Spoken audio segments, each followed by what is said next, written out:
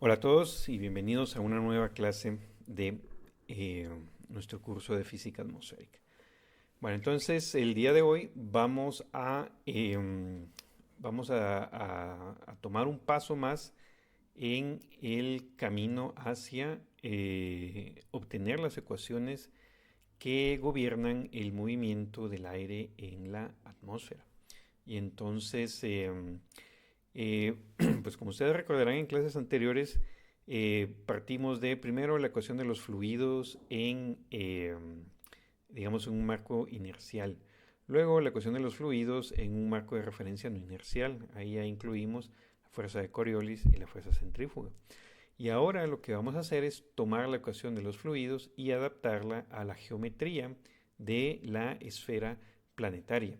Porque, pues así como está, eh, necesitamos todavía definir ciertas cantidades y ciertas variables para adaptar ya las coordenadas a la manera en la que vamos a trabajar pues la ecuación de los fluidos adaptada al hecho de que la atmósfera está en la superficie de un planeta esférico.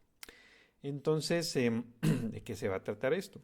Bueno, vamos a tener que escribir apropiadamente los términos de fuerza centrífuga y fuerza de Coriolis.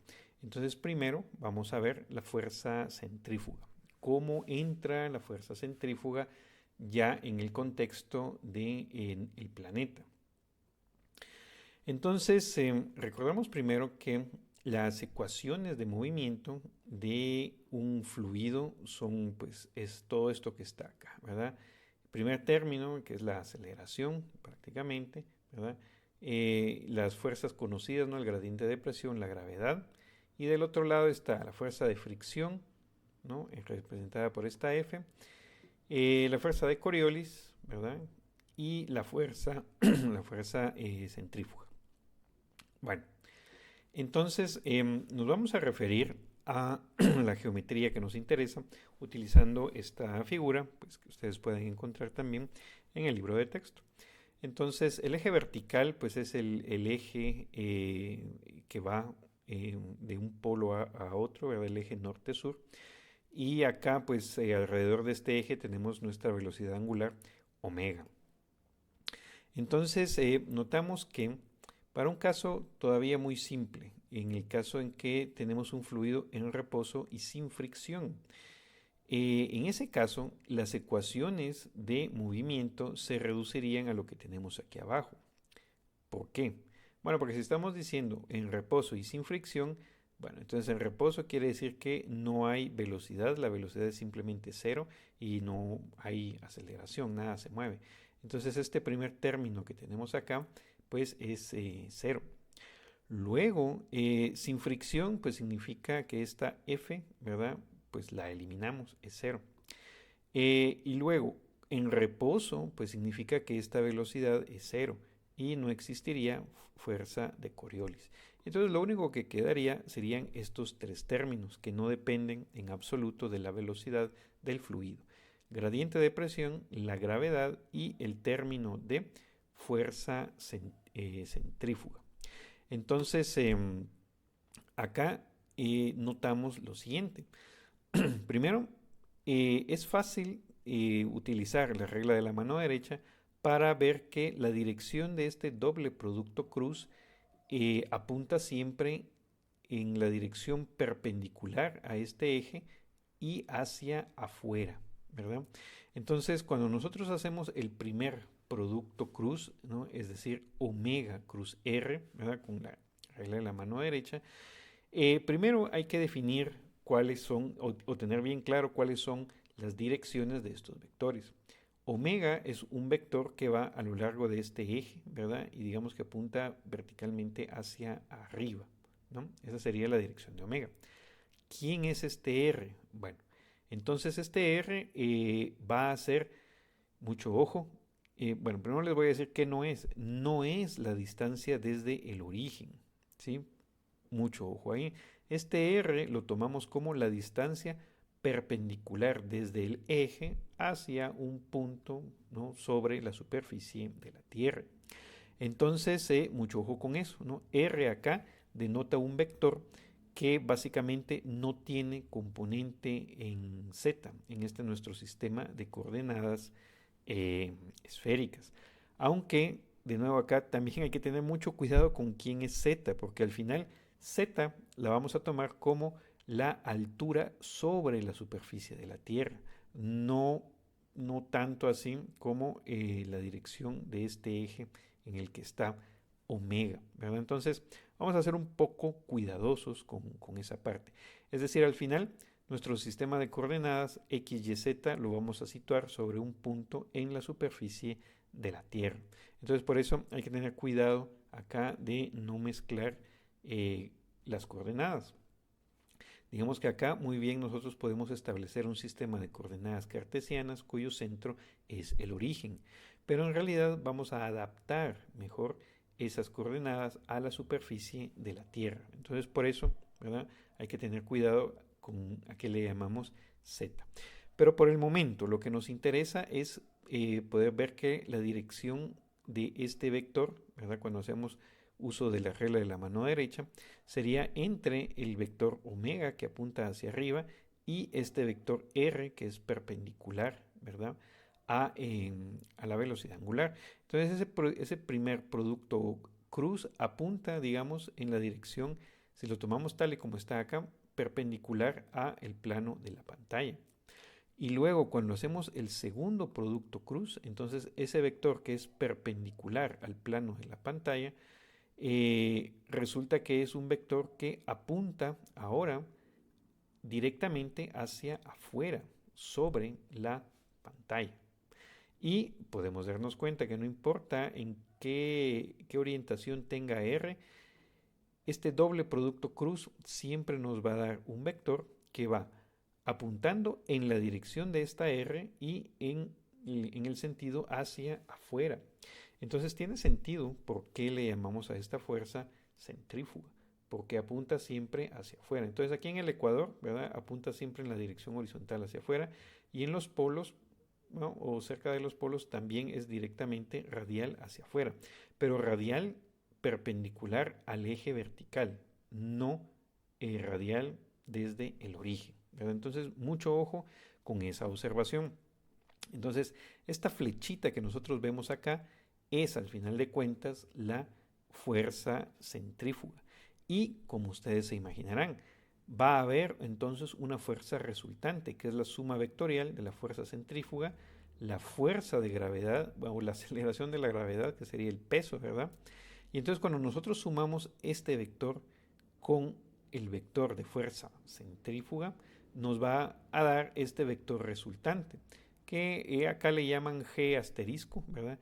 Y es un vector que no apunta directamente hacia el centro de la Tierra, ¿verdad? Entonces la fuerza centrífuga desvía un poco, uno diría, la dirección de una plomada vertical, es decir, cuando uno sostiene un objeto vertical perfectamente en reposo, la dirección en la que apunta no es el centro de la Tierra, sino que es la dirección de una aceleración efectiva, en donde hay que tomar en cuenta la aceleración centrífuga. Entonces, con esto nosotros determinamos cuál es la dirección de este término, ¿verdad? Decimos, radialmente hacia afuera, ¿verdad? Pero perpendicular al eje de rotación, ¿verdad? No es radial desde el origen, sino perpendicular al eje de rotación. Y lo que podemos determinar muy fácil es que la magnitud de este vector pues es simplemente el producto de las magnitudes de cada vector. Entonces vemos que es omega cuadrado por r, ¿verdad? Entonces esa es esta magnitud que aparece aquí a la par. Entonces, en resumidas cuentas, ¿verdad? Conocemos cuál es la magnitud de este vector y conocemos cuál es su dirección, ¿no? Eso es lo que caracteriza la fuerza centrífuga en este problema. Bueno, entonces como decíamos, perpendicular al eje, ¿no? Entonces vamos a volver a copiar esas últimas dos cosas, ¿verdad? La magnitud y la dirección. Entonces, ahora un paso importante es notar que eh, el vector de fuerza centrífuga lo podemos escribir de pues de varias maneras. Una es, bueno, notando que este doble producto cruz lo podemos escribir así, como magnitud y dirección, ¿no? Entonces la magnitud es esta, ¿no? Omega cuadrado por R, y la dirección vamos a colocar que es R unitario, en donde estamos entendiendo que R unitario es un vector perpendicular al eje de rotación, ¿sí? Entonces, el resultado de este doble producto cruz es esto que tenemos acá. Sin embargo, también notamos que este mismo vector lo podemos obtener si nosotros le tomáramos el gradiente a la cantidad que está acá entre paréntesis. ¿De dónde sale esta cantidad? Bueno, simplemente, ¿verdad? Notamos que si nosotros derivamos esta cantidad respecto de R, nos queda exactamente lo mismo que teníamos acá, ¿verdad? A la hora de derivar respecto de R, ¿no? Derivamos R cuadrado, entonces eso cancela un medio, ¿no? Y nos queda simplemente omega cuadrado por R, que es precisamente esto que está acá.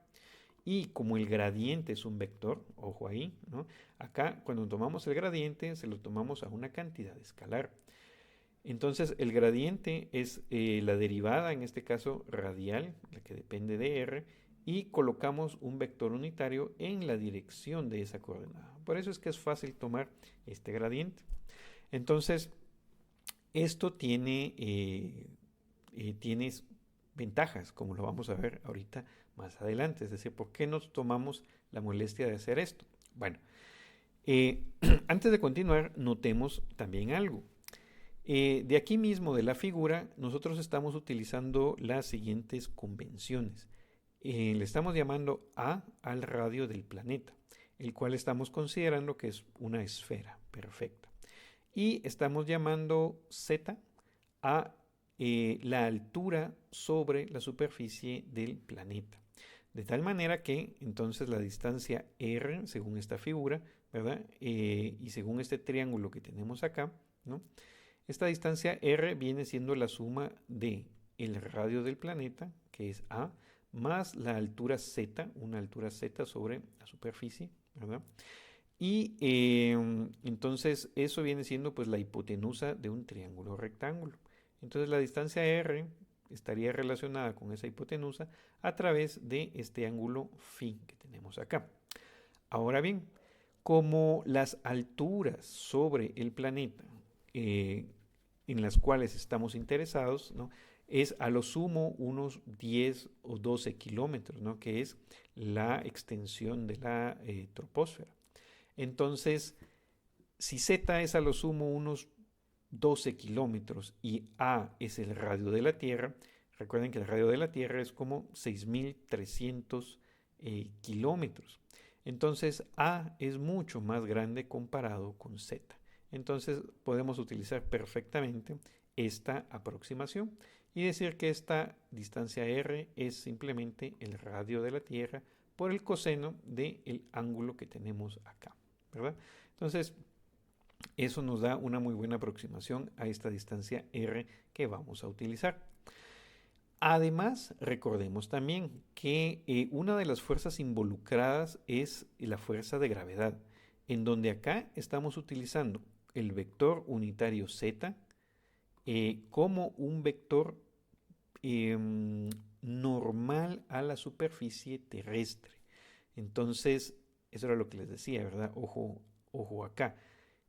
Vamos a utilizar Z como si fuera la coordenada vertical de un sistema de coordenadas ubicado en un punto de la Tierra, en cualquier punto, de tal manera que la dirección perpendicular hacia arriba le llamamos Z unitario, ¿no? Entonces eso nos permite pues llamarle a la aceleración de la gravedad simplemente G en la dirección Z. Y Z pues obviamente va a cambiar de dirección si estamos aquí abajo en el hemisferio sur o si estamos aquí arriba en el hemisferio norte. Pero la ventaja de hacer esto es que nos permite también escribir la aceleración de la gravedad como un gradiente, el gradiente de una cantidad que es Gz, que esto no es otra cosa más que la energía potencial por unidad de masa, ¿no? Que sería mg por z. Pero acá como todo es por unidad de masa, ¿no? queda todavía más fácil simplemente Gz. Entonces, a la hora de tomar el gradiente de esta cantidad, resulta que solo hay que derivar respecto de z. La derivada respecto de z es 1 y solo nos queda g. Y como es un gradiente, hay que ponerle un vector unitario, ¿no? El vector unitario en la dirección de la variable que estamos derivando. Entonces, por eso es que queda solo g en la dirección z. Entonces, ¿qué hacemos con todas estas cosas? Bueno, ahora lo ponemos todo junto. Entonces, ¿cómo queda nuestra ecuación? Entonces, recordemos que todo partió de esta igualdad que tenemos acá, que es la ecuación de los fluidos, habíamos dicho, pero en el caso de un fluido estático, que no se mueve, ¿verdad? Esto lo estamos haciendo solo para aislar la fuerza centrífuga. Entonces solo queda presión, gravedad y fuerza centrífuga. Entonces, utilizando las expresiones que encontramos, ¿verdad? Dijimos que podemos escribir la aceleración de la gravedad como el gradiente de la cantidad g por z. Y podemos escribir este doble producto cruz como el gradiente de la cantidad que está acá entre paréntesis. Entonces, juntando estos dos términos en uno solo, nos queda que lo pasamos del lado derecho y nos queda el término de la presión más el gradiente de la cantidad que está entre paréntesis, y eso es igual a 0. Entonces nosotros podríamos definir la cantidad entre paréntesis como phi mayúscula, y ese phi mayúscula viene siendo una especie de potencial gravitacional efectivo, uno que toma en cuenta no solo la aceleración gravitacional, sino el hecho de que hay una fuerza centrífuga. Y entonces eso nos permite definir una fuerza de gravedad efectiva. ¿Cómo? Bueno, es simplemente esto que está acá, el gradiente de esta cantidad. Entonces, por eso era importante poder expresar la fuerza centrífuga como el gradiente de una cantidad, porque entonces esa cantidad se convierte como en un potencial del cual podemos derivar la fuerza centrífuga. Entonces, lo interesante de esto precisamente es que ese potencial se puede combinar con el potencial gravitacional y nos da ese potencial efectivo. Y entonces eso nos da una aceleración de la gravedad efectiva, que era esta g asterisco. ¿A qué es igual a esta aceleración efectiva? Pues no es otra cosa más que la suma de la aceleración de la gravedad con la aceleración centrífuga, ¿verdad? Y entonces esa sería la fuerza, digamos, neta que depende de la posición, ¿verdad? La aceleración de la gravedad depende de la posición y la aceleración de la fuerza centrífuga también depende de una posición, en este caso R y en este caso Z, ¿verdad?